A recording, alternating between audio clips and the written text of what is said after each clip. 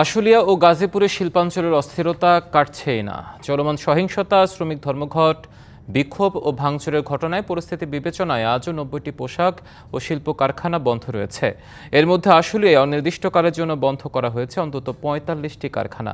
গাজীপুরের বিক্ষোভ করেছেন বেক্সিমকো ইন্ডাস্ট্রিয়াল পার্কের শ্রমিকরা। আন্দোলনে তৃতীয় পক্ষের ইন্ধন আছে বলে মনে করছে মালিকপক্ষ। এদিকে শ্রমিকদের বকেয়া বেতন দ্রুত পরিশোধের নির্দেশ শ্রম উপদেষ্টার। সরকার পতনের পর থেকেই বিভিন্ন দাবিতে অস্থিরতা চলছে সাভার, আশুলিয়া ও গাজীপুরের শিল্পাঞ্চলে। শ্রমিকদের দাবি পূরণ করে মঙ্গলবার আশুলিয়ার অধিকাংশ কারখানা চালু হয়। তবে মালিকপক্ষের সাথে বনিবনা না হওয়ায় বিক্ষোভ চালিয়ে যায় কয়েকটি কারখানার শ্রমিকরা। ধর্মঘট, বিক্ষোভ ও ভাঙচুরের সাম্প্রতিক ঘটনায় বুধবারও বন্ধ রয়েছে আশুলিয়ায় অন্তত ৭০টি কারখানা। এর মধ্যে অনির্দিষ্টকালের জন্য বন্ধ করা হয়েছে অন্তত ৪৫টি। ২০০৬ সালের শ্রম আইনের ১৩-র ১ ধারা অনুযায়ী কারখানাগুলো বন্ধ করা হয়েছে। এদিকে গাজীপুরের বাংলা বাজারে পার্টেক্স গ্রুপ ও জিরানি এলাকাসহ বেশ কয়েকটি কারখানার ভেতরে বিক্ষোভ করেন শ্রমিকরা।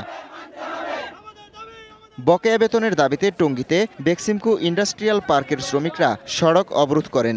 আমাদের যে বেতন ছিল রানিং, বেতন দেওয়া হয় নাই, তারপর ওভারটাইম দেয় না। হঠাৎ করে রাত্র 11টার সময় কিভাবে অফিস বন্ধ করলো? আমাদের ন্যায্য অধিকার চাই, আমাদের বেতন যাতে বাড়ে। শ্রমিক অসন্তোষের জেরে 20টি কারখানা বন্ধ রয়েছে। মিনিমাম 20টার মতো ফ্যাক্টরি বন্ধ আছে। বেক্সিমকোতে ঝামেলা হচ্ছে বেশি। বেক্সিমকোর যে ওয়ার্কাররা বেতন দাবিতে ঢাকা টাঙ্গাইল যে মহাসড়ক আছে এটা তারা অবরোধ করে রেখেছে। এদের কিছু শৃঙ্খল ওয়ার্কার আশেপাশে ফ্যাক্টরিতে ভাঙচুর করতেছে। পুলিশ, আর্মি, র্যাবও আছে। চেষ্টা করা হচ্ছে পরিস্থিতি নিয়ন্ত্রণের জন্য। শ্রমিক আন্দোলনে তৃতীয় পক্ষের ইন্ধন রয়েছে বলে দাবি মালিক পক্ষের।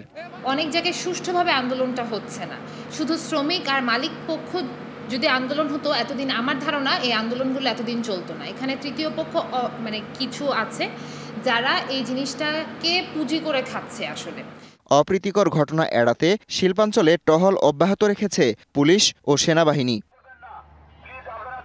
Habibur Rahman, DBC news desk.